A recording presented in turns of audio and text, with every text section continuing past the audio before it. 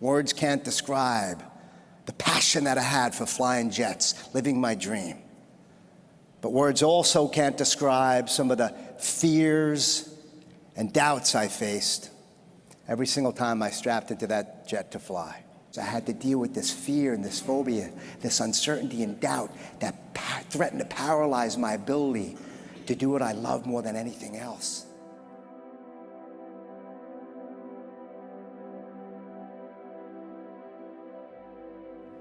And so we're going to talk about commitment today. Commitment number one, or wingtip number one, is commitment to excellence, to passion and drive. Now, I learned about excellence at a very early age. My dad was a mechanic at Kennedy Airport in New York City. He used to come home after a 16-hour day, working overtime to feed the family, cuts all over his hands, grease on his uniform, smelling like jet fuel from head to toe. Love that smell. Was always preaching to the kids. Do it right the first time, but don't do it at all, was his favorite. He said, you hang out with garbage, you're gonna become garbage. Be careful who you spend time with on the weekends. The early bird gets the worm. Don't take the easy way out. Pull my finger. So my life changed for me when Dad took me and my identical twin brother Dave to Kennedy Airport when we were 8 years old on a little tour. I'll never for the life of me forget jumping onto the tarmac and smelling the sweet smell of JP4 jet fuel fill my lungs. Hearing the rumble of the jet engines, watching the floating birds, I was hooked. And then Dad sat us in the cockpit of that 747 jumbo jet. And I started to play with the switches. I said, Dad, what's this place for? He said, it's the cockpit, Rob. It's where the pilot flies the plane. And I knew in a heartbeat that I didn't want to fix the planes like my dad. I wanted to fly them. So I said, Dad, I want to fly these things. What do I need to do? And he said, listen, son, you forgot. You're afraid of heights. Probably not the best career choice for you. And I said, I don't care, Dad. I'll join the Air Force if I have to. Which really ticked him off, because he was a Navy vet. And I said, I don't care, Dad. I'm going to do it. I'm going to find a way, because my passion was greater than my fear. I applied to the Air Force Academy, made a commitment to step out of my comfort zone and go for excellence. And I signed on the dotted line in freshman year. I show up to swim class, and in the corner of that brand spanking new Olympic-sized swimming pool was this 33 feet high diving board staring me down. I freaked out. Perhaps some of you can relate. I looked to the instructor. I said, excuse me, sir, do I have to jump off that thing? He said, as a matter of fact, Cadet Waldman, you do. You don't even graduate the academy and have any chance of being a pilot unless you complete water survival training and jump off that diving board with a 35-pound pack on your back. And my mouth got parched dry as I thought, this was not in a darn marketing brochure. I jumped off that diving board, folks, last in my entire class to do it, because there was no way in heck, John, that I was going to let 33 feet stand between me and living my dreams. Life isn't always in the brochure, is it? You see, I jumped, made a commitment to excellence, and I graduated the Air Force Academy and was fortunate enough to be in the top 33%, and I got to go to pilot training. And in pilot training, you have to compete with your peers, and there's always a limited number of slots for fighter pilots. And they were cutting back in around 1990 when I graduated. So I graduated at the top of my class, but I wasn't number one. And there was only one fighter slot. And Captain Andy Toth got that fighter. I hate that guy.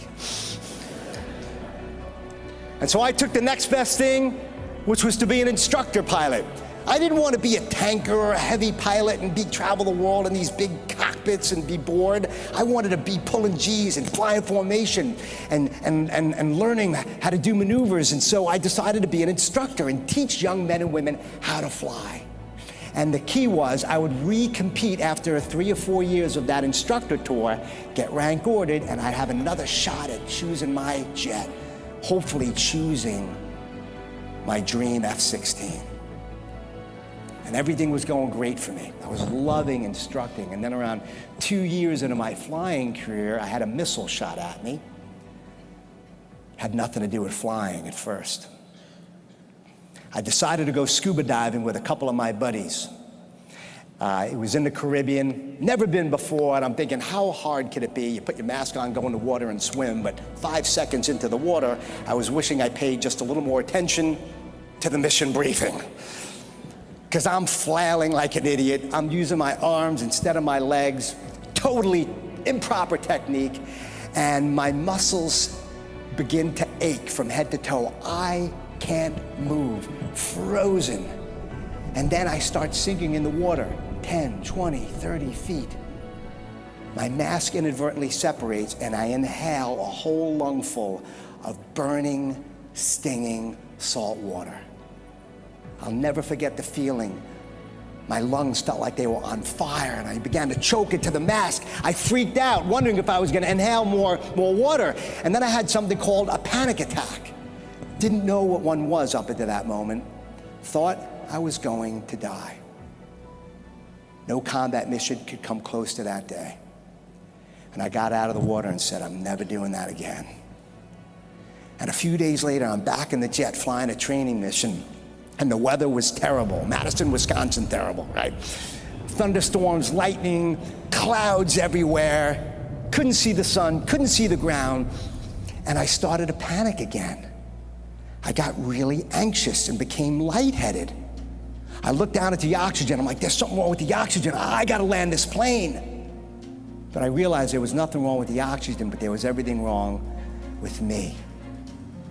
As I became panicked again and experienced the same claustrophobic panic attack that I had a few days prior, but instead of being 35 feet under the water, now I'm 35,000 feet in the air. Like, I'm claustrophobic.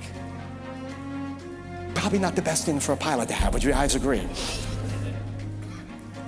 And so when I came back to the squadron, the next time I strapped into the plane to fly, and basically for the next 8 years, I had to deal with this fear and this phobia, this uncertainty and doubt that threatened to paralyze my ability to do what I loved more than anything else.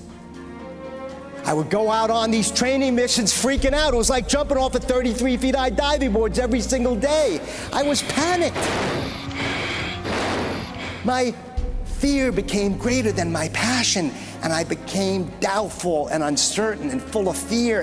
And I'm like, how am I gonna do this? Now, no one knew about this fear that I had, and it wasn't impacting my ability to fly. I was still able to do my job, but there were times when I'd come back from some of these training missions with these wings on my hand saying, I can't do this anymore. This sucks. And by the time I walked into that squadron, I put these wings back on and I said, one more day, just get into that jet. And it became easier and easier for me. But I had a secret weapon. You see, when I strapped into that plane to teach these young men and women how to fly, my associates, so to speak, I became maniacally focused on them. How can I teach them? How can I instruct them and serve them and help them live their dreams of putting these wings on their chest, which is one of the most amazing things that can happen in the military. I eventually became the #1 instructor in my squadron, #1 out of 308 other pilots. They ranked me at the top. So it came down to assignment night, and my commander said, congratulations, Walter, you did it. You're at the top of your class. You can choose anything you want. The C-17, the brand new 4-engine cargo plane, travel the world, big roomy cockpit, take a nap in the back, be bored out of your mind. Or choose that F-16, the jet of your dreams, Waldo. Mach 2, 9 Gs, 8-hour night combat missions in a tiny little cockpit, barely able to move. And I had this choice to make. Do I choose the C-17 or choose the F-16? Do I play it safe and take the easy way out, or push it up? And you know which one I chose. You see, I didn't want to have to look back on my life and tell my son, who's now 9 years old, guess what? Your dad had a dream to fly the F-16, and as soon as he had the choice to choose it, make the tough choice, he quit. He took the easy way out. Don't do as your dad does, son. Face your fear. Take the road less traveled, because on the opposite side of that fear is growth. What I'm challenging you to do is to choose your F-16 every single day. To make that tough choice, to realize that we're gonna have some headwinds and turbulence, and life is gonna come at us, and we're gonna be full of fear and doubt. That's normal. That's part of earning your wings as a leader. The scars of character that your teammates don't see.